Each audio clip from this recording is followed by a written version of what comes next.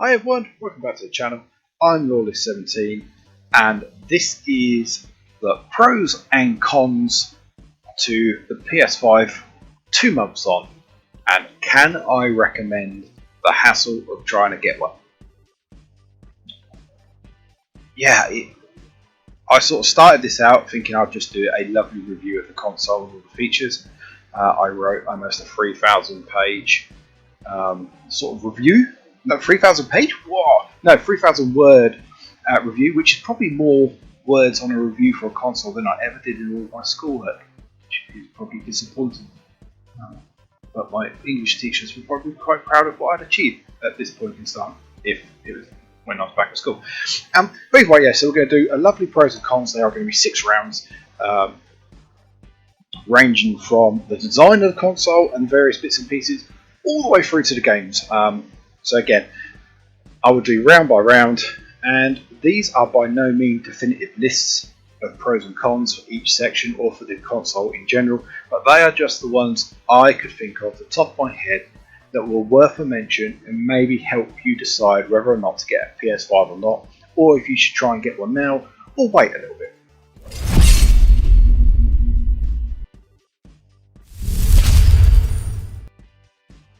So, with that in mind, let's get on with it. So, round 1, the design in general of the console, mainly the looks and looking at it from the outside. I don't want to go on about the insides because it's not a technical review. Most of the people that will buy a PS5 will not care how it works as long as it works and does what it's meant to do. So, number 1, the two-tone look. I personally like it. I personally like the two-tone, the black and the white. The only thing I would say is the shiny black plastic in the middle really does attract scratches and finger marks, and so little kids will just make it all dirty. Plug in USB ports into those front USB ports. If you're not accurate enough and or you're not paying attention, you've got a good chance of scuffing it up and scratching it. But apart from that, I really do like the look, and that is why it's the first one in my pros list, because it's the simplest one. The first thing you do when you take out that box is look at it and be like, whoa, that's nice. So number 2, vertical looks great. Now obviously you can stand it vertically or you can lay it horizontally, and you'll notice in the opposite column in number 2 in the cons, horizontal was bulky. We'll get onto that in a minute. But standing it up, apart from the fact that there's been the obvious comparison between a Wi-Fi router, I think it looks stunning. Stood next to my telly with some lovely LED backlighting, and even the little LEDs you get on the console itself, I think it looks amazing. Number 3, and probably the biggest one on the design, is the removable faceplates. There's obviously been a bit of controversy surrounding this, because there's been a few companies that have started up that have been doing customizable faceplates, and for whatever reason they've run into legal action from Sony. But it is a huge plus being able to take those plates off and either paint them yourself, hydro dip, spraying, stenciling. I've seen so many different styles. I've seen people measure them completely and do 3D plates which are completely different shapes and tones, and they look stunning, and it is an option that's available to everyone. And I'm pretty sure somewhere along the line Sony will start doing limited edition faceplates. Great, they'd probably be astronomical in price, but you will have the option to buy removable faceplates, and it's not going to be like that little top section on the PS4. These are the complete plates for the entire console that will change the entire look. What will just top it off is if Sony let you have an app that changes the LEDs in the console. That would be awesome. Number 4, connectivity ports. So the USB ports I'll go into a bit more, I think, in the storage section. But you've got one high-speed USB port, and then the other ports are super speed, so they go up to like 10 gigabytes per second, which is fantastic. Again, I'll look at it in the games, I'll look at it in the storage sections, but it's really good. There is the HD camera, which is now just a standard USB port instead of the PS4 camera, which uses its own proprietary port. So again, that's a nice addition. You can use your external hard drives. You can use Bluetooth headphones. Again, with USBs, it's just got decent connectivity. Number 5, physical buttons. Now, this sounds really petty, but Those physical buttons to me are amazing. I hated the touch sensitive buttons on the PS4. I would quite often be cleaning it, like waiting for a game to load, and I'd be cleaning it, just wiping it down, even just running my finger along, trying to get dust, to completely forget what I'm doing or where my finger is, and hit the disc button or hit the power button. Oh, it was a pain. Or I'd always forget which one was which. So yeah, having physical buttons, one for power, one for eject, with nice little symbols next to them, make life so much simpler. That's it. No, there's no fanciness. They just make this just a decent quality of life thing, and it's quite simple. At number 6, the stand. Again, you'll see this in the cons list, and when I speak in the cons, you'll hopefully understand why it's in both. But the stand, well designed, well engineered. When standing the console vertically, does the job perfectly. It is solid, despite how big and bulky the console is, how tall it is rock solid. It's not going anywhere unless you give it a really decent whack, which in my opinion is a fantastic thing, considering it's also included in the box. Yeah, Sony have been quite scrupulous in the past, where they've made you buy the official stand. This time, in the box, screw in, well designed, boom, there you go. Cleaning of the console, again, this is a pro because the PS4, when it came to cleaning, you could run the Hoover around the little rim, the middle rim of the console to get some of the dust, but it didn't get a great deal. With the PS5, it's got a lot bigger ventilation holes and ports and doodads and plastic gubbins that are nice and easy to get a cloth and a Hoover around. But you can even take those lovely removable plates off, and you can get to these little holes that Sony say you can Hoover out to get rid of the majority of dust. Okay, that's not going to get rid of all of it, but you can also get to the fan really easy. The big fan that takes stuff directly to and out of the gigantic heatsink. You can get clear access to that very, very easily and give it a nice clean. So that is the pros list for round 1. Going on to the cons, I put in here looks subjective. Now I really like the look of the PS5, but I've also heard a lot of stuff that say it's horrible. I've got a friend who got one on launch as well as the Series X, and I like the Series X actually. I think it's a nice looking console, but I do prefer the two-tone look of the PS5 as per facts in the pros. But he prefers the look of the Series X. He just does not like the look of the PS5. He thinks it's too big, which is absolutely understandable. It is a huge console. He doesn't like the two-tone part. He doesn't like the shiny black plastic in the middle. I'd rather that been matte. He would rather it, but there are lots of people wherever you look on the internet that create lovely memes out of it, and just saying in general, they don't like the look of it, and looks are subjective. It's completely up to you. I like it, so that helped in my decision to buy it. But hopefully, again, if you don't like the look of it, then maybe the other categories, the other lists in this video will help you decide, actually, just because I don't like the look, I like the sounds and the rest of it, or I don't even like the look, I don't like the sounds and the rest of it, so I think that's going to help me. It's either way, if I can be honest and say that some people don't like it, it might not be for you, and that helps you make a decent decision, I'm happy. So, the stand, I love it, I love it, but let's face it, it's got moving parts, which again, I think is just well designed, but if you want to lay it down, no, I skipped number 2. Horizontal looks bulky, so what I'm going to do is bundle these two together. So horizontally, if you sit the console on its side, you have to use a stand. If you can stand the console up on its own without the stand when it's vertical. I wouldn't recommend it because it is a little bit unstable, but you can technically do it. You cannot technically lay the console down and have a stable console in the horizontal position. It will rock and sway back and forth, and probably help with damage it and any discs if you've got the disc version. But it does look bulky, especially the bottom end. It doesn't look great laying down when you look at it from one of the ends.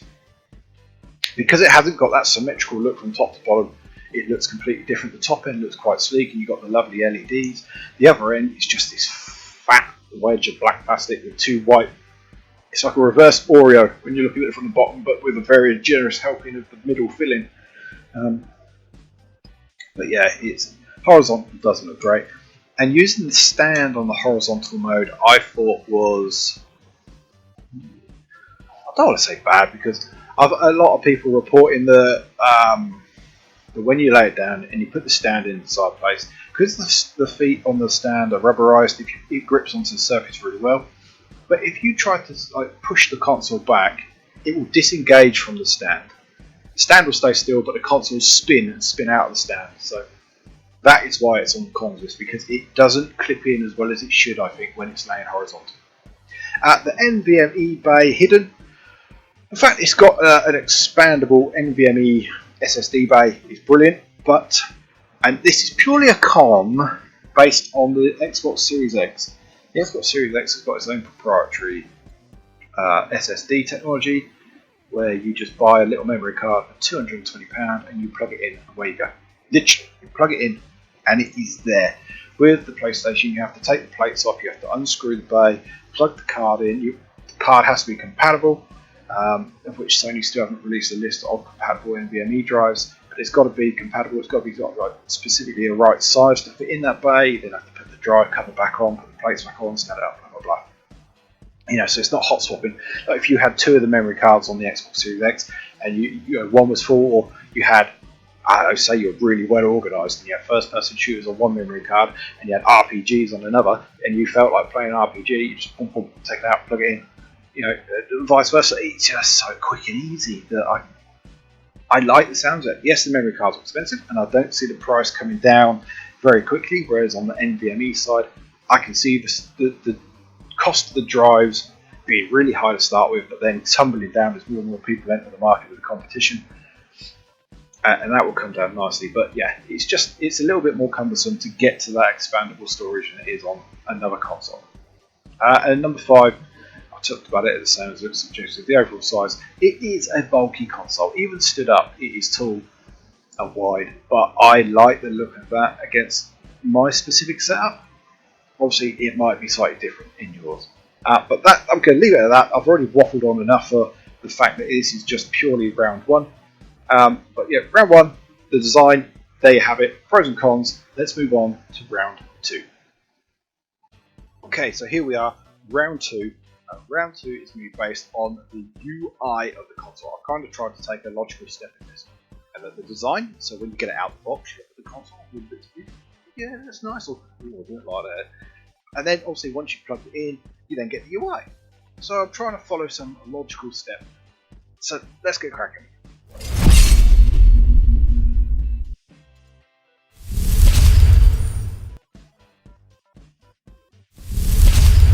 Number 1, clean and crisp. UI is clean and crisp. Yep, that's simple. It's nice and clean.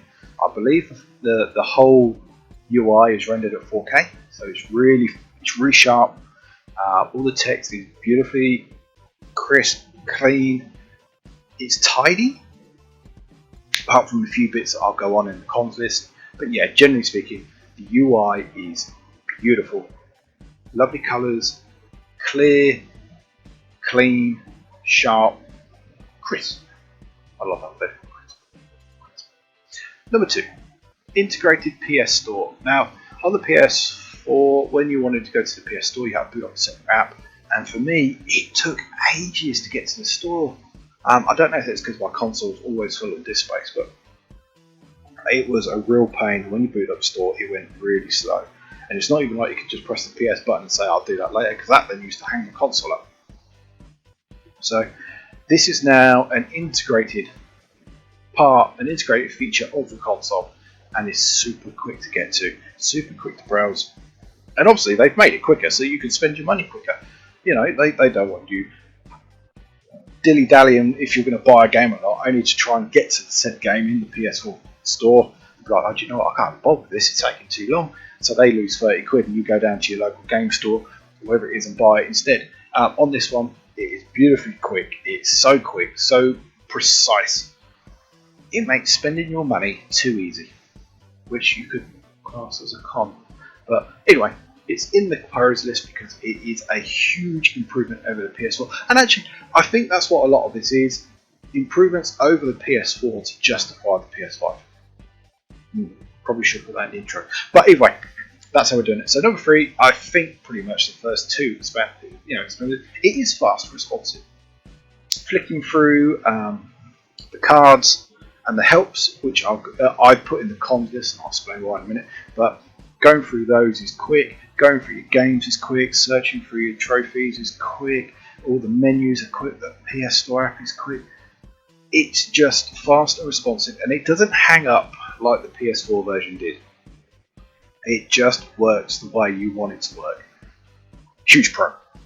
Number 4, the Game Hub or Center. So when you're in a game or an app, you press your beautiful PS button on your beautiful black and white DualSense, which again I will speak about in the summary. I haven't put it in here because it is a pro, and I will make crystal clear that it is a huge pro, but I will do it in the summary. So bear with me. So the Game Hub or Game Center is nice. You're playing a game, you press the PS button, and it takes you to, I think what holding the PS button down did on the PS4. It gave you all your music options. But this one is customizable. So you can put notifications on it to turn them on and off quicker. You can put downloads, network. So it just gives you so many more options for checking stuff in the game through that menu a lot quicker. So reading messages, voice chats, all the cards and the help features. You press the Game Hub and you get all the cards and that pop up. It's brilliant. It is what it is. It's a Game Hub for the game you're currently playing, and it just works really, really well. Now for me, number 5, people say, well, there's no real difference. A create/share feature, it's the same as it was on the PS4. Yes, it works better though. You can record stuff at 4K now. And it's more user-friendly, which is always a benefit. But I truly hated the PS4 one. I could never figure out what I was doing with it. Hold it down to do this, press it to do that. With the PS5 one, you hold the create button down for a screenshot. You press it once and it says, take a screenshot, start a new recording, or record a short gameplay clip. The first two are self-explanatory. I want to record a short gameplay clip. And I was sitting there thinking, okay, what does short mean? In my terms, short is a couple of minutes. In theirs, what's theirs? 30 seconds. But you go in there and it gives you the options. If you've been playing only 5 minutes, it will give you 5, 15, 30 seconds, then 5 minutes. If you've been playing 15 minutes, it'll give you those options, plus 10, plus 15. If you've been playing for an hour, you'll get the previous options all the way up to 59 minutes. It's just nice. It works the way I think it should have worked on the PS4. Obviously, it's the first time they'd added something like that to one of their consoles. And I think now they've refined it to the point where it should have been. And it's just nice. It works. It's nice and quick. So yeah, beautiful. The Switcher. Now, that's on the Game Hub and the Game Center. So you're in your game, you press the PS button, and up pops your Game Hub and Center. On the very left hand side, you have your home button. Next to that, you have the Switcher. Now, if you notice in the cons, I've got no quick resume. Again, I will speak about a bit more about the bad side of the Switcher feature in there, but it is a pro because it wasn't on the PS4, and again, this is stuff that I think elevates this above the PS4 and makes it a worthwhile purchase.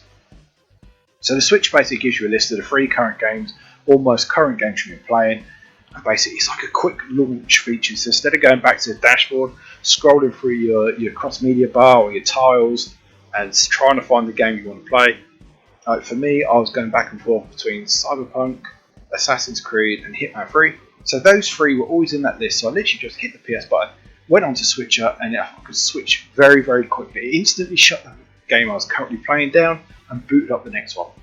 And of course, because I'll go into it more in the storage category because of the speed of the SSD, it makes that Switcher feature an absolute dream. Beautiful, and it's highly recommended. Cons for round 2 in UI. No next gen feel. Now, despite everything I said in the pros list, it's not too dissimilar to the PS4. Okay, it's very similar, which is again is actually a good thing because sometimes it can be a bit of a pain. You get a new console, you just want to get up and running on your games, but you can't because you've got to spend 20 to 25 minutes getting hold of the UI. Not the case on this. So why did you put it in the cons list, I hear you ask? Well, because it doesn't feel next gen. It doesn't feel like they've truly next genified it. No, it says like genocide. No, they just haven't given it that true feel of what it would be like to have a next gen UI. And that's not necessary to say it's bad, but again, I'm just trying to be honest here, and I think some people boot it up and say, it doesn't feel next gen to me. And that's perfectly fine. It doesn't feel next gen to me, but it is a huge improvement over the PS4. Number 2, cards and helps up to devs. Now the card system is a new system for this UI. I don't like it. I think it's a bit cumbersome the more and more cards you get added to it. You have to scroll through until you find the card you want, which then kind of defeats the clean, crisp, fast and responsive thing. Because although it is clean and crisp and it is fast and responsive, you still have a million things to scroll through to get to the one you want. And on the help thing, it's a funny little system that's only introduced, where you can get game help without having to go to a YouTube video or ask a friend. It literally provided it. It was from the devs. It was a quick video that you could pin to the screen in a small screen up in the top corner, so you could follow it as you went, which is a really, really good idea, especially for games where they get a little bit tricky, which for me is most of them. But okay. But this and the card feature. The cards can have features where they track your progress towards trophies, they track your progress towards missions. You can even jump into certain missions from cards. So the cards will say, do you want to do this activity, literally will boot the game to that activity. But these are all up to the devs to include. Now first party games, so anything published and made by Sony, I think will use these. But those games are going to be so few and far between that you're not going to get the maximum out of it. And I don't think third-party devs that are making games for the Xbox, the PlayStation, and the PC want to take any extra time in incorporating this stuff with the cards and the help features. So it is purely up to the devs, and I just don't see a lot of devs wanting to take the additional time and resource to include it. So there we go. There's my bit on the cards and helps. If you need to know more about it, please ask me a question in the comments. I will do my best to help, or just have a quick search on YouTube, and there are plenty of things about how good or how bad it is. Number 3 on the cons, auto video for trophies. This sounds so petty, but it relates back to storage. Storage isn't great on the PS5, but the auto option for trophies now on the PS5 is, instead of just giving you a lovely screenshot of when your trophy pops, you now get a short video recording of just before the trophy to just after it, so it shows you what you were doing to get that trophy. That's lovely. But when you're playing storage Tetris, as much as you will be, you do not want additional space on the console taken up for videos of trophies. And the other thing is, it is completely user dependent as well. So when I first set up my console, for my profile, which I thought was a system-wide thing, I turned that video off. It just did screenshots. Then when my daughter started playing Astro's Playroom, I noticed loads of videos of trophies on the hard drive slowly taking up space. Luckily, it still took the pictures so she could see, because she's very happy when she can see what she's achieved. It still took a picture so there, but I just had to go through and delete the videos of the trophies. So I think that should be automatically set to off, or it should tell you and highlight you when you're setting the console up, do you want this feature to be on or off? No quick resume. So again, I don't want each section to be a huge section, so I will try and do this quick. Xbox Series X, like the Switcher feature, has a huge thing where basically you can boot up to 4 games, I believe, if it supports the feature. It has to support the feature first, but you can have up to 4 games in memory. So you can basically hop from one game to the other, to the other, to the other, back to the other, back to the other, back to the other, at lightning fast speed, literally, 5 to 10 seconds, and you've got it complete back to the point where you were playing and paused the game. Now the Switcher feature isn't like that, because the Switcher feature remembers your 3 previous played games, but they have to boot up from scratch. You can't literally jump back to where you press the pause button. You have to load up from scratch, load the game, so on and so forth. But with the quick resume, it just takes you straight back into the game. Now people sit there and say, "Oh, it's not a big thing." I haven't got a Series X, but I've seen enough videos to know that actually it looks like a really useful feature if you've got games where you like to, or if you're a gamer that likes to hop from game to game to game, especially the multiplayers, and you're playing Fortnite, you're playing Warzone, you're playing Rainbow Six, and your friends are all hopping between them, or you've got some friends there, some friends there, some friends there. Hell, you can keep those games open and just jump from one to the other, nice and quick. That's if those games are supported, of course. But yeah, and then no custom themes. Again, it sounds a bit petty, but PS4, you could put nice custom themes which kept your console feeling a little bit fresher, and you cannot do that on the PS5. Although when you hover over a game, it will now sort of do its own micro theme for that game. So if you hover over Miles Morales, everything turns to a sort of Miles Morales type theme. Hover over Demon Souls, it will turn to a Demon Souls theme. So there are themes, but you can't put your own ones on there. So, right, and with that, that's the end of round 2. Let's jump to round 3. Okay, round 3.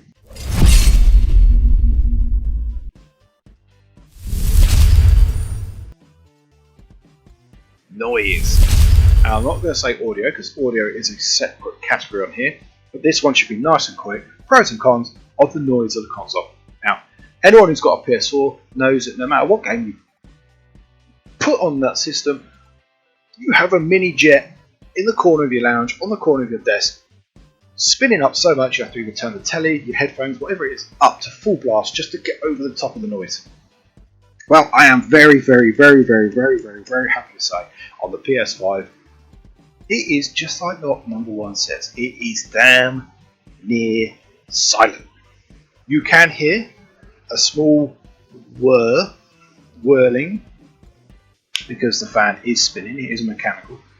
So, you've got moving parts. You can hear it. It is pushing a lot of air through your system. Oh, it is beautifully quiet.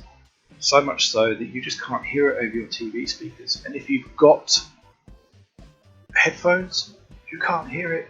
Yet you can still hear the PS4. I mean, whilst I was writing my Cyberpunk review, which I hope to put up soon, I had headphones on, a YouTube video in the background, all the ambient noise of the house, and my laptop that I do my typing on. And my laptop is stupidly loud, yet I could hear the PS4 crystal clear, like it was sat right next to me. PS5, don't even know it's there, apart from the fact it's big, two-tone, LEDs. Although silent, it likes to grab your attention in other ways.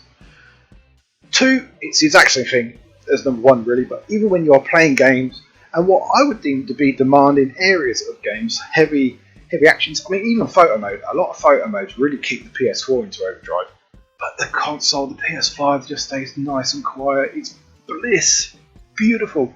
I cannot speak of the noise of the PS5 enough, because I don't want to say it's next gen, because we haven't hit the games that can really push the console to the limits yet. And we never know, for whatever reason, the fans might really need to spin up to get there. But at this moment in time, keeping it to this 2 months review, I can honestly say one of the biggest things I've noticed is the noise, and it is blissful. Even my wife comments on how quiet it is, because when the PS4 used to spin up, she used to hate the noise it made. She used to hate it.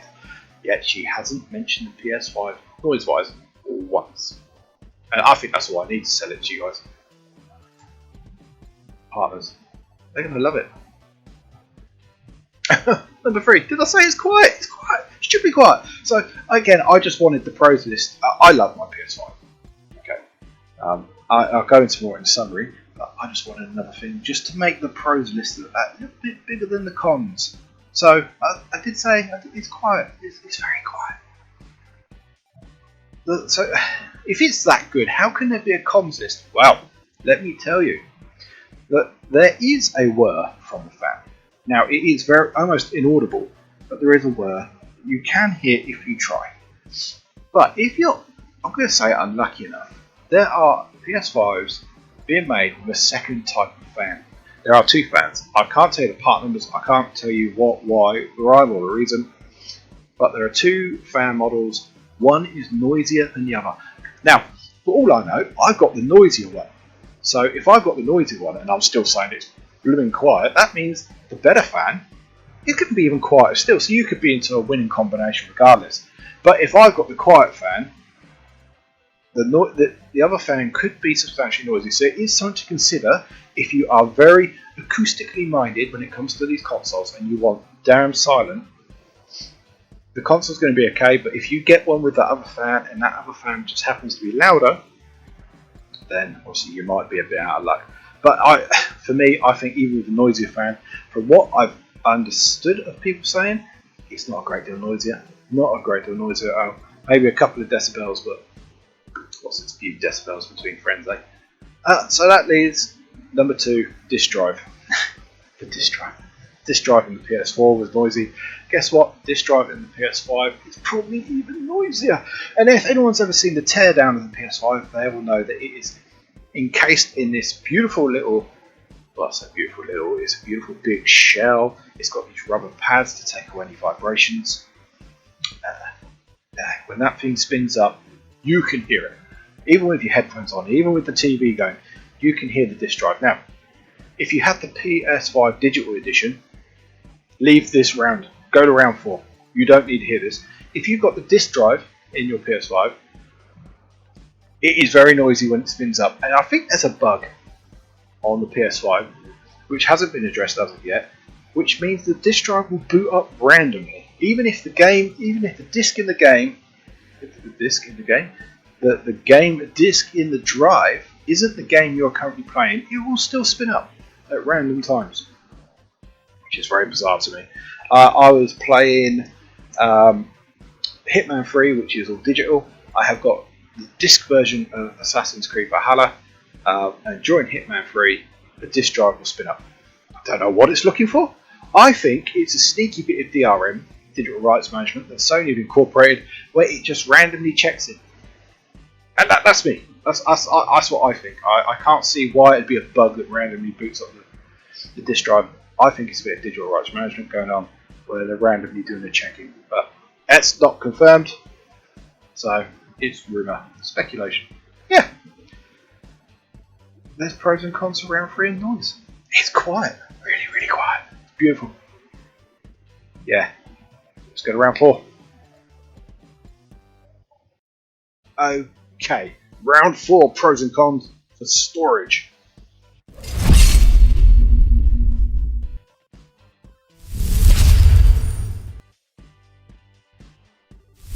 This is quite a contentious subject. There are a lot of pros and there are a lot of cons. You'll see the pros list is more substantial than the cons, but it's purely, if you want to go technical, I think there are more pros than cons. If you look at it on a shelf life type, sitting on the shelf, I think there's probably more cons than pros. But let's get into it. Pros, the SSD. The SSD is stupidly fast, really, really quick. Booting up the vast majority of games takes 10 seconds. Normally like sort of to the main menu, and then it's a sort of 5-10 seconds to get into the game. So within 20 seconds from dashboard to gameplay is 20 odd seconds. Now it is longer on some games, it is shorter on other games. The SSD even helps with backwards compatibility games, so the load times on those can be greatly reduced. So the SSD in terms of speed is a huge pro. Again, there are so many videos that will show you load time comparisons. It appears in the PS5 that the SSD is outclassing the current best PC SSDs. Now don't get me wrong, the minute somebody makes an SSD on a PC, they're immediately almost making a better one. So I don't think it'll take until the end of the year to get a faster SSD than the PS5's. Price though will be, I think, substantially higher, and that's pretty much the biggest hit there. I think the price will still make the SSD in the PS5 worthwhile, but it is stupidly quick. Number 2, custom I/O. I'm not going to pretend I know what this means. I'm not a tech head. I do like my tech, and I do know bits and pieces. I know Sony have made their own custom I/O for how it handles all the data coming and going from the SSD, from the disk drives, from the USB storages. And from what I've read from developers commenting on it, what I've read from tech enthusiasts commenting on it, couple that with the speed of the SSD, and PlayStation 5 is capable of delivering some truly impressive figures in terms of load times, read-write speeds, seeking speeds. It's just couple those two together, and you've got a true next-gen experience in terms of what an SSD can do, not a hard drive, but an SSD can do, and what it's capable of. I would advise you to do some research on it if you really wanted to look into it, but just take it from me, in terms of the pros and cons list, it is a huge pro. And again, I've mentioned this on the noise. I'll talk about it more on the audio in round 5. But again, this helps with the feeling of a true next-gen console. And it is a huge step up over the PS4, because bearing in mind that backwards compatibility allows you to play all your PS4 games, or most of them. That SSD helps. With that, super speed USB. So if you've got a huge PS4 library and you don't want to take up the storage space, as you can see, storage space is the number one con on the list. You can sling them onto an external hard drive. I've got 2 external hard drives, one for games, one for VR games. I'll speak about VR games in round 6, but having your PS4 stuff on the external hard drives, you get faster USB ports on the external on the PS5 anyway, so you're reading data a lot quicker from your external hard drive. So you do get the benefit there of reduced load times from that. But when you couple that with Sony's custom I/O, it helps further increase those load speeds, even from an external hard drive. So although you won't see the increase that you would if you put it onto the PS5 SSD, you will still see an increase, and it will still probably be quicker going from the external hard drive through the PS5 than it would be going from the PS4's hard drive. So again, even if it's on external hard drive, I think you'll start to see next-gen speeds on your PS4 games in terms of load times. Cracking compression. This is a bit techy, but it certainly has come to light on Control Ultimate Edition, and what I think will maybe help counteract the storage space. So cracking compression is basically what they use to compress all the files once a game is done to get your file size down to as small as possible. The Cracker one is, I think it's third party, it's nothing Sony owned, but it's something they opt into and something they've built that I/O around. But with Control on the Xbox and PC, I think it comes in at something like 45 gig. Maybe slightly less, maybe slightly more. I can't remember. It comes in, it's something like that. On the PS5, using the Kraken compression, it comes in at 25 gig. Now, if you've got 5 games that all do that, you are going to have an extra 100 gigs of storage space over those other systems, which then allows you to store another 5 games. So you can start to see where, although yes, Storage Tetris does come into it, that Kraken compression could really help your storage space. So just bear it in mind when making a decision. Now, expandable NVMe, I've mentioned the expandable bay on the console and how it can be a pain to get there, but the fact is it is there. It is a standard NVMe card slot. You can literally plug an off-the-shelf external hard drive into the console, and it will use the speeds of that hard drive in conjunction with the custom I/O and be lightning quick. Now, the only issue is, and you'll see it on the console, it's currently disabled. I'll go over that in a minute.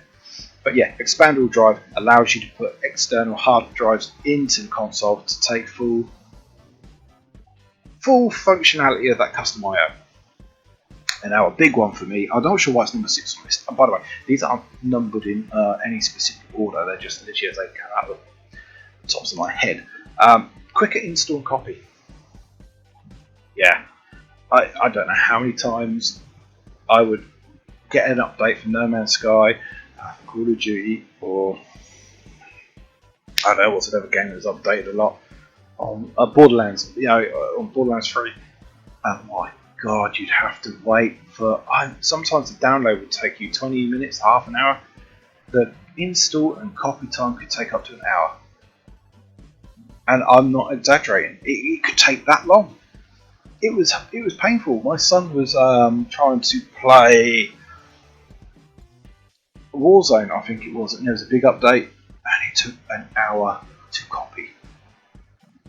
Whilst his friends were playing, he had downloaded the patch, but he couldn't play because he had to wait for this thing to copy all the files. But with the SSD and the increased seek speeds, that copy process is stupidly quick now from what I've experienced so far.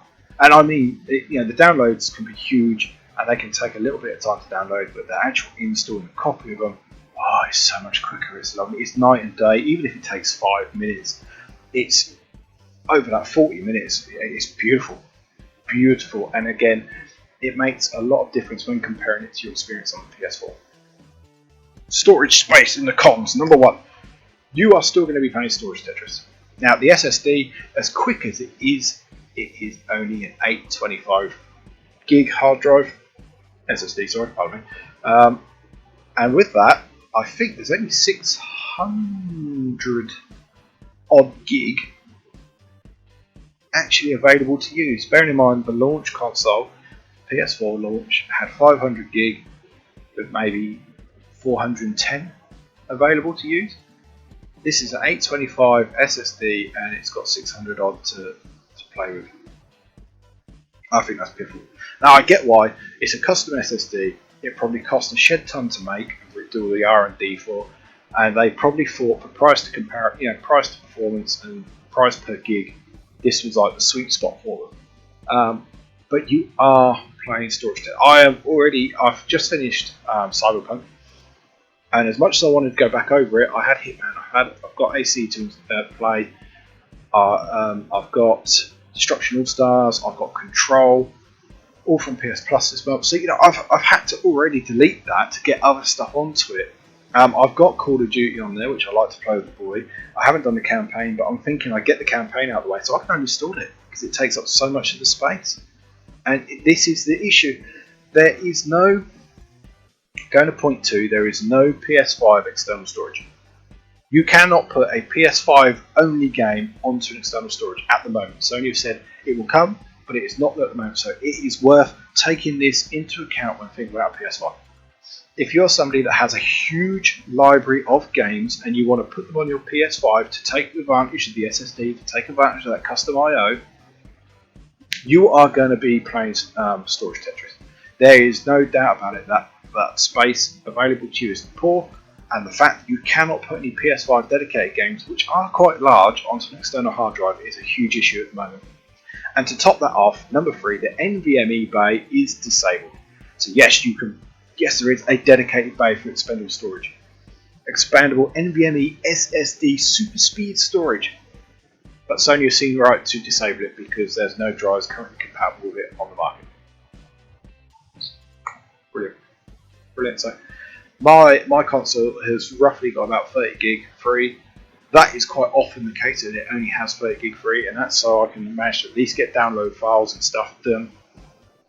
But I'm always deleting games, reinstalling games, and uninstalling games, reinstalling, and for me, that defeats the object of next gen. I mean, Series X has got these issues, but at least it's got a terabyte hard drive with 800 odd gig. I think it's 802 gig free, so that's still 200 gig more. That's a good couple of games. So, yeah, please be aware that if you have a lot of games, if you are keen to have them on the SSD, you cannot put a PS5 game on an external drive. You can put your PS4 games, and you can load them from the USB ports, but you cannot do it with PS5s. That expandable storage bay is currently disabled, and you are going to be playing Storage Tetris. That's it. End of round 4, end of storage. Damn it. See you in round 5. Okay, so now I've cooled off. That's storage Tetris. Let's go to round 5 and audio.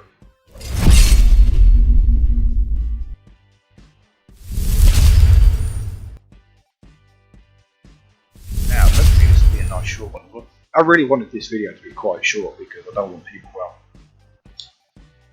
get bored. But I feel some of these points are quite beneficial, and especially help me to decide types of things. Hopefully, help you decide. But audio. Okay, so number one and the biggest one is the Tempest engine Sony have created for their audio. Their Tempest engine, as you can see, I'll couple this with the con. It uses a GPU compute unit, so the audio is handled on the graphics card. It's got a dedicated area on the graphics card, which allows it to not take any resource from the CPU of the PS5, which I think is really good. I'm not going to say the Tempest audio because I'm not an audiophile. I don't know audio inside and out, but from what I understand, it's comparable to a Dolby Atmos. It's a Dolby Atmos. You know, Adobe's version of the 3D sort of audio engines that Xbox and typically a lot of PC use, and it is Sony's own equivalent. And I hope that because it's Sony's own equivalent, they can leverage it and really make audio pop. From playing the Resident Evil Village demo, the Maiden, the audio in that going through a set of headphones was stunning, absolutely stunning. And I mean that. It drops from the ceiling, scratches, chains rattling. You can tell exactly where they are, even if you're not looking at them. If you've got voices coming from a corridor, you can almost tell how far down the corridor those voices are coming from because it is so accurate. Now, again, this could just be the exact same as Dolby Atmos, but the fact that it's a Sony created audio engine is fantastic. And I cannot speak enough from just these early impressions how good that audio engine appears to be, and I hope with time developers get accustomed, get acclimatized to it. It's just going to be better. Okay, so then we've got HRTF. Now, again, I'm not going to act like I know exactly what I'm talking about, but the HRTF I think stands for head-related transfer function, and it's basically how we all hear audio. And Sony have basically said that the PS5 comes with a couple of default preset HRTFs, so you can pick the one. You go through the options, listen to it, and you can see which one sounds best to you. But Sony have said there is the potential, now it probably come at a significant cost, there is a potential that they will measure whatever it is they measure in your head, your ears, how your eardrums, everything receive audio. So they can customize audio on your PS5 to suit you, so that you will get the best audio every time. Now, to me, although that's not there at the moment, I think that's a pro because that's something that all the others aren't going to do. At least I don't think they're going to do it. But Sony are sitting there saying, okay, we can do that. Or what they can do is get a large array of HRTFs, get the averages, and give you a bigger list of averages to suit your listening experience more. So then going down number 3, brilliant with headphones.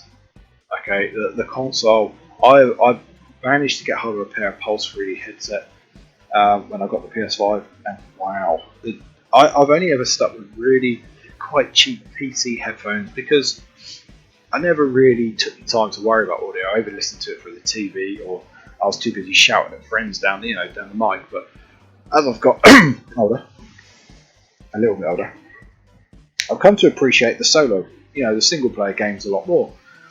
And the way Cyberpunk displayed this quite nicely, but the audio in it was beautiful. Miles Morales, the audio is fantastic. Coming through the telly, it was nice. But when you pop on a pair of headphones, wow. Just wow.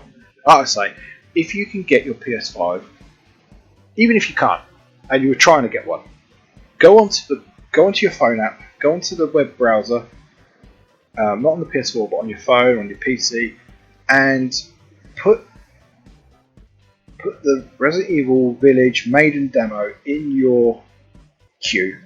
Add it to your library so that when you get a PS5 you can try it. and my word, you will be blown away by the audio. It is absolutely fantastic. Going to the cons, and again I'll try and make this nice and quick. Using a GPU compute unit, I've already said that. Why is that a con? It depends how you are inclined here. If you are somebody who doesn't like audio as much, or doesn't care for audio as much because you're running it through a telly, you are using headphones purely to speak to friends and listen to friends, not the game. You might sit there and think, well, I'd rather that GPU compute unit be there for graphics and the resolution stuff to get it more in line with what the Xbox Series X is doing, because it is. You talk about teraflops and everything, and yes, teraflops are not the be all and end all. They are a good metric for measuring GPU performance, but there is so much more that goes into what a console or what a PC can handle graphically. But you could make that argument that yes, it does use a GPU compute unit, so therefore I would rather it not, and I'd rather have a GPU compute unit there for GPU purposes. That's it. And the other one is, as good as the 3D audio is, the HRTFs are going to be, can be, will be, are. The audio on the PlayStation is currently not optimized for TV speakers. Don't get me wrong, I'm not saying it's bad, because it's not. It's still absolutely fantastic with that Tempest engine. And I think that goes to highlight how good that Tempest engine is it really makes it pop, even coming through stereo speakers. But it is something I think to consider, that it's currently not optimized, whereas a Dolby Atmos, you get a beautiful sticker on your telly, on whatever it is, it will say it's a Dolby Atmos ready. So the minute you plug a source that outputs Dolby Atmos into your telly that does, they pair up nicely, and boom, you get lovely audio straight away. But the Tempest engine, I don't believe, is currently optimized for TV speakers. Sony have said they're working on profiles for TV stereo speakers. They are working on surround sound bars, surround sound. They are working on all this, but at the moment, as it stands, 2 months into the console life, it is not there. That's that. Audio. All in all, it kicks ass. See you in round 6. Okay, so our final round, and probably the most important round, round 6, the games.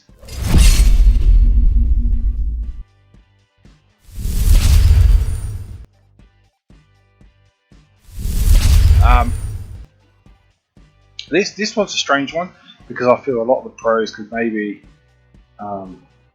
be added to, and I think that's the same for the cons, and I think some of the cons are pretty substantial, and probably more important than I will make out, but let's just dive into it. So, good launch games.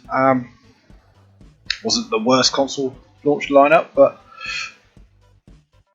definitely wasn't the best. But with what did come out, I think it was a solid showing. And I'm going to say good launch games, and I'm still going to include games that are coming out within this launch window. So we had the likes of Spider-Man Miles Morales, which is fantastic. We had Godfall, which was probably the first pure PS5 game, although it has its many downs. Graphically, it's amazing, and shows what it's capable of. We had Astro's Playroom, which I'll talk about as number 2, because I think it deserves its own little category. Of course, we had Demon's Souls, which was absolutely amazing. We had Bug Snaps, which was stunning. Maybe not the easiest you to look at it, not a next-gen game, but still a cracking game nonetheless. We had Maneater PS5 on PS Plus. Again, I'll speak about the PS Plus game in a minute. And some other bits and pieces. All in all, a solid showing for launch games. So Astro's Playroom. Now, this one's preloaded on the PS5 and is absolutely stunning. If you haven't played it because you can't get a PS5, make sure it is the first game you play.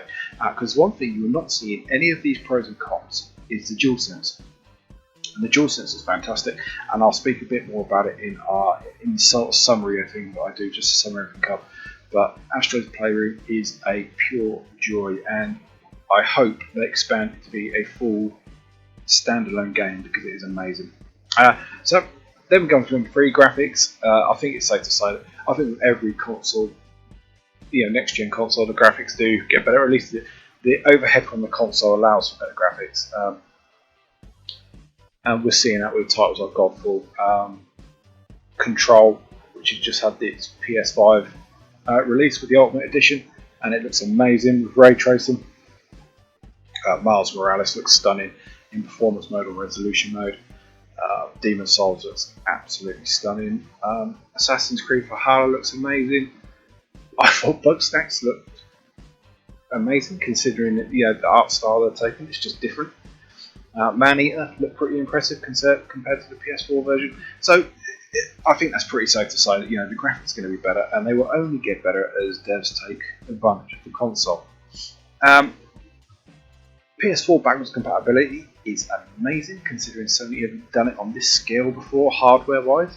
Also, do it PS Now where they do all the PS4 games, but I think for a company that's never really done it and only had something like 10, 11 games which weren't backwards compatible is absolutely stunning.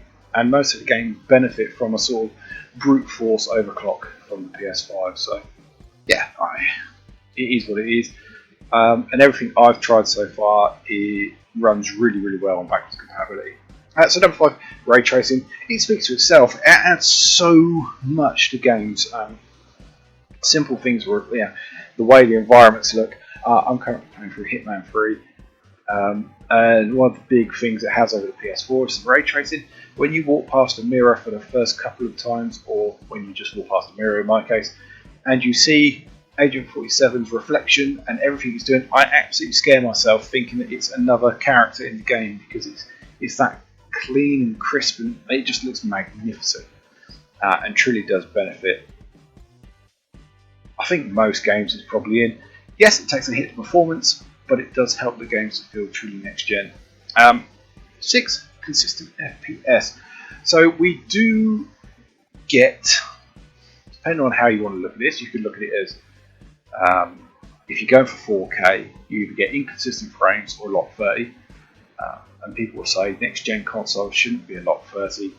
But either way, if you get it at lock 30, it is a lock 30, and games that are unlocked generally run at a decent, consistent 60. Even sort of Devil May Cry 5 runs at even 120 frames game mode. It hits that more often than not, which is really good. But I think you'll be truly happy with how the performance of the games run, at least from what I've experienced so far. Obviously, as we get further down the line and you get more intensive games, this could change.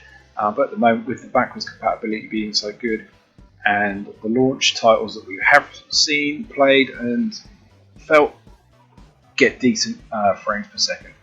Number 7, PS Plus games. I think these have been really, really good since the launch. So obviously PS5, you get all the PS4 ones because they're all backwards compatible, but you've also been getting specific PS5 ones. So November and launch was Bugsnax, which I've already said was a really good game. Takes a nice dark turn, considering it looks quite child friendly.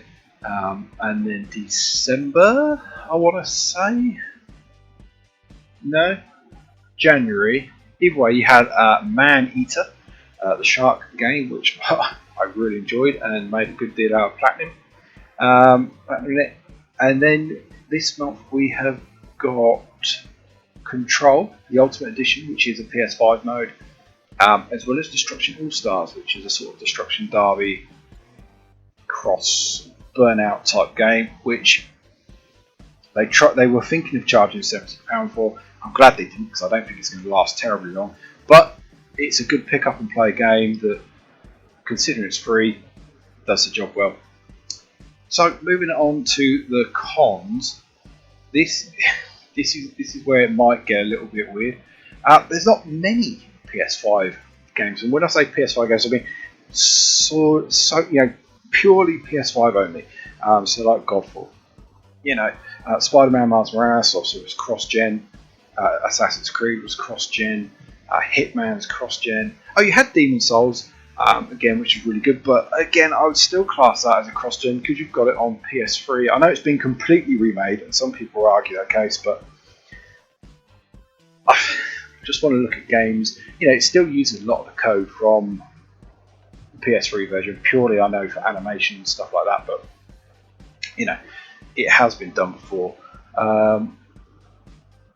Destruction All Stars is a PS5 only game, which is out this month, February, PS Plus. But I think the first true next gen game that we're going to get for PS5 is going to be Ratchet and Clank. It's been coming out with the launch title within the launch window, but either that or Kena Bridge of Souls, which I think looks really good. But again, they're not here now, so people that want me to say to them, is it worth it now? These are things you need to consider. There are not many dedicated PS5 games. One of the ones I found the strangest was the VR compatibility.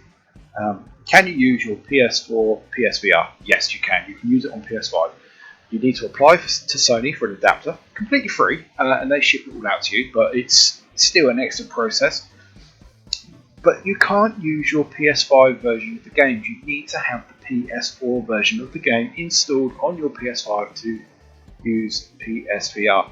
So I want to play Hitman free in VR. I'm going through it in the PS5 version first, and then I'm going to go back through, install the PS4 version so I can do it in VR. But it's a huge con because it's massively convoluted. I even need to have both versions of the game on the console, which takes up storage space, and as we discussed, the storage is a bit iffy.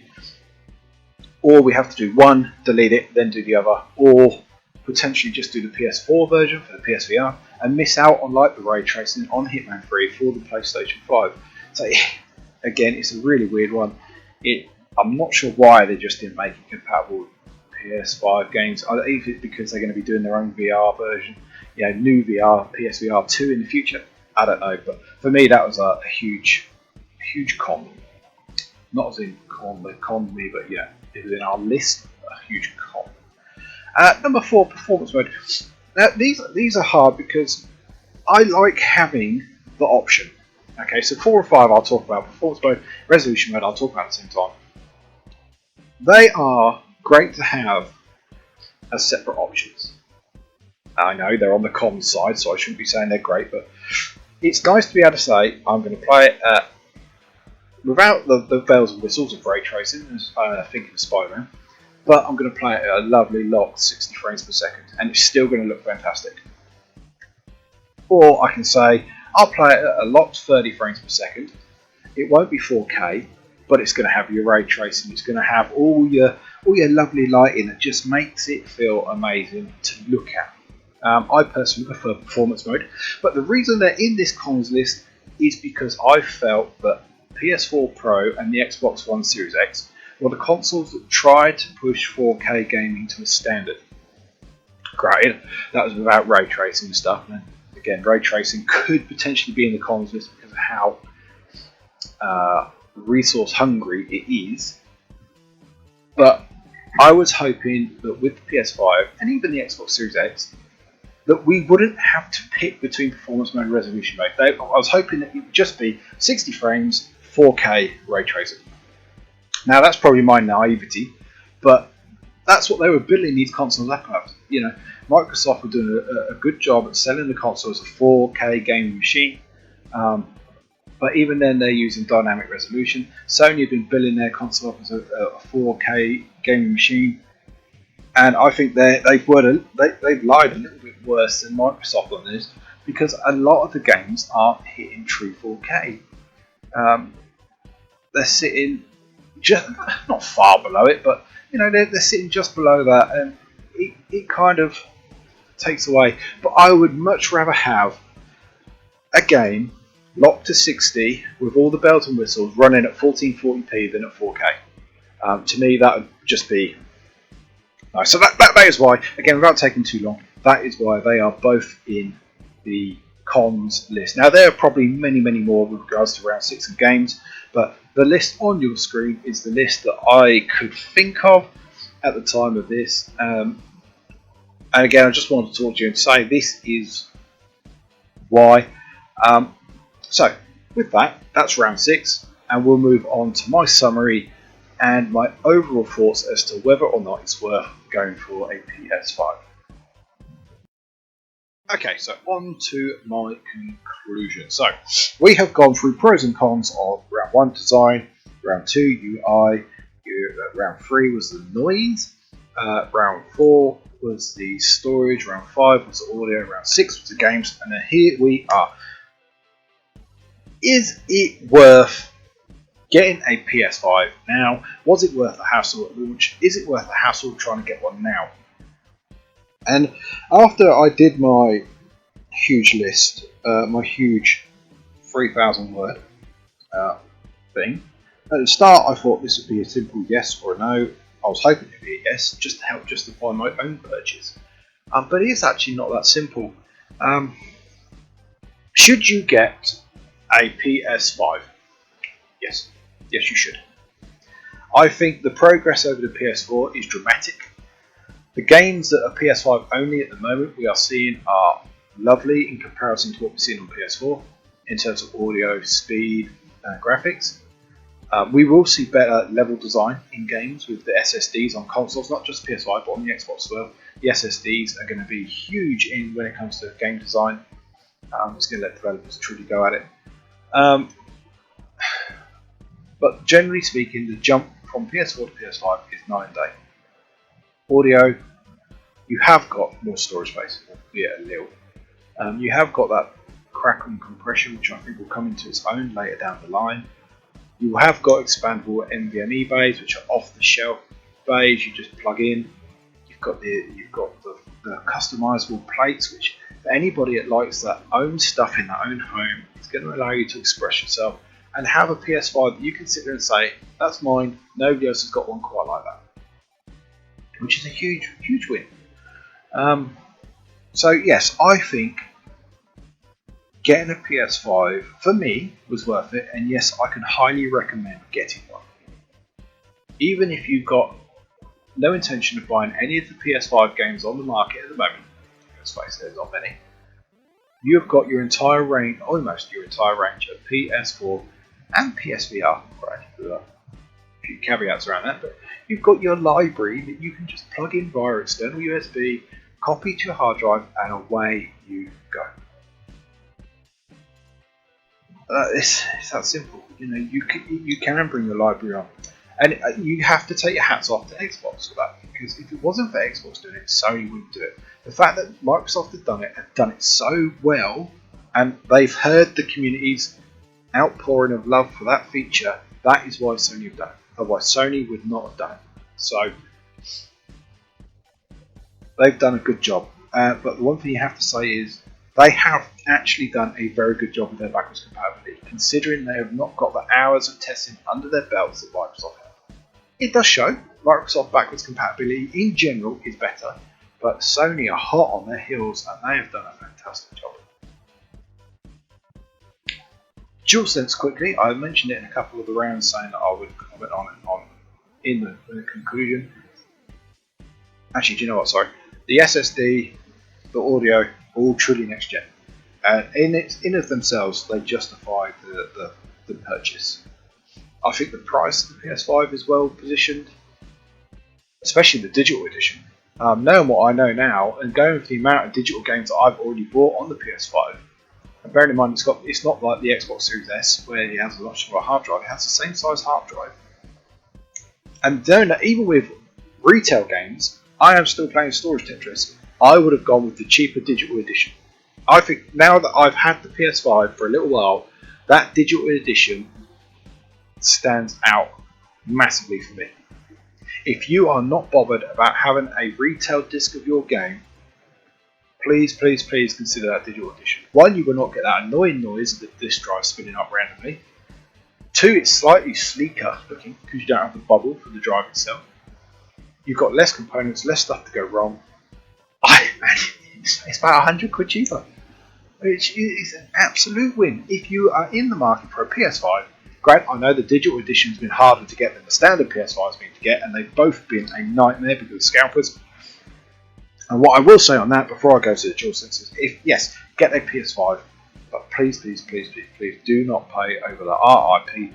Do not get one from eBay from a scalper.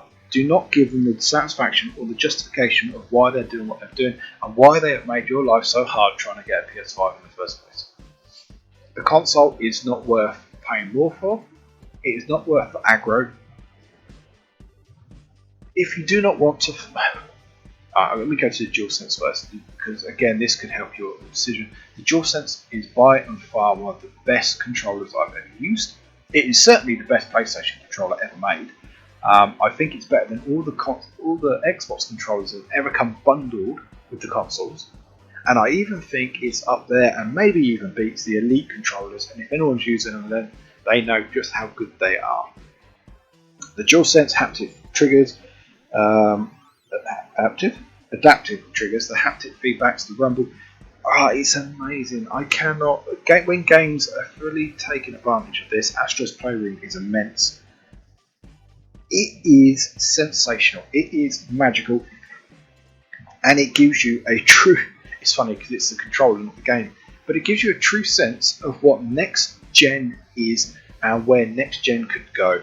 And I think that's where Sony have beaten Microsoft to the punch. And they've sit there and said, it's not just about the graphics. We want to look at audio. We want to look at the other smaller parts of these games that get you immersed. Get you immersed into the worlds, into the characters. And they've done a fantastic job with the DualSense. Honestly, it is phenomenal. But it doesn't come without its cons. And I could have done a pros and cons list for it, but I didn't, stupidly. Now I'm thinking about it. But it is... What's $59.99, which is a lot for a controller. You generally need two of them. But my adaptive trigger R2 and a lot of other people's has already gone wrong. Some are broke, some just need repair or replace, however you want to look at it. Basically, the little tension spring that sits on the back of that adaptive trigger, which gives it that tension, for me, has popped out. Now, I'm not going to void my warranty and open it up and sort it out myself, which apparently it is easy, but I don't want to do it, so I'll wait and get it repaired or replaced. But it has already gone. After 2 months of spending 60 quid on a controller, that is unacceptable. And it's not just me, it's happened to a lot of people. And again, it could be one of those things where you say, yeah, okay, I've heard a lot about it, that was the reason I was buying one. Do you know what? I'll wait until there's a newer model where they've redesigned that mechanism. And that, again, is perfectly viable because the controller is such a joy, but it is not the same when that adaptive trigger breaks. Apparently, it happens to both L2 and R2. Apparently, the R2 one is the most common one to break, which in most games is like the trigger for a gun. So it's actually the most common trigger you're going to use. So it could be a real turn off. But generally speaking, the controller is well designed, well built. Feels fantastic, but it has got its issues, and that issue is a big issue. So you really need to consider that if that is one of your main driving factors in buying one of these consoles. I said a lot of stuff earlier that I would talk about after speaking about the DualSense, but I can't remember what it was. So I'm going to sum this up nice and quick. Yes, if you can get a PS5 right now without going to a scalper, and if you don't mind fighting the virtual crowds, get one. It is fantastic. I do not regret my decision to buy one. I've thoroughly enjoyed my time. It has improved my enjoyment of games massively over the PS4. But don't get me wrong, if you can't get a PS5, do not stress, because everything your PS4 does, your PS5 does, and it does it slightly better than your PS4. But that PS4 is still a completely viable option in 2021. A lot of the PS exclusive games coming out in 2021 are going to be cross-gen. They are going to be on the PS4 as well as the PS5. So you're not going to miss out. And it means that if you also want to wait, you can wait to get them on the PS5. If you don't want to wait, get them on the PS4. Hopefully most of them will come with what already are happening with the free upgrade. So you can get it now, play it on your PS4. When eventually you get a PS5, you'll be able to play it on your PS5. So long and short of it, yes, get a PS5 if you can, but please don't buy one from a scalper. Now, for the bit that is confusing, I'm going to add it in. Do I think the console should have come out? No, I don't. And I think this is the same for Xbox. And I'm going to make this quick so I can leave it with you to just resonate in your brain cells, in your mind. I think the console should have been delayed until the Novembers of 2021 this year. I think had they had an extra year, they could have worked out any little bugs. They could have truly optimized the UI, truly optimized the experience. They would have had a huge catalogue of launch games. A huge catalogue of launch games. Massive. And the launch games would have been true cross-gen and true next-gen. Taken full advantage of all the features. Devs would have an extra year. Let's face it, Cyberpunk could have done an extra year in development. But yeah, I truly believe that if these consoles had been delayed by the year to come out this November 2021, they would have been, I mean, they already are great consoles, but they would have been exquisite. Both of them, they would have been amazing. So yes, they should have been delayed. But from what we have got so far, what I have experienced so far, I can still honestly say, go out and get a PS5 if you can.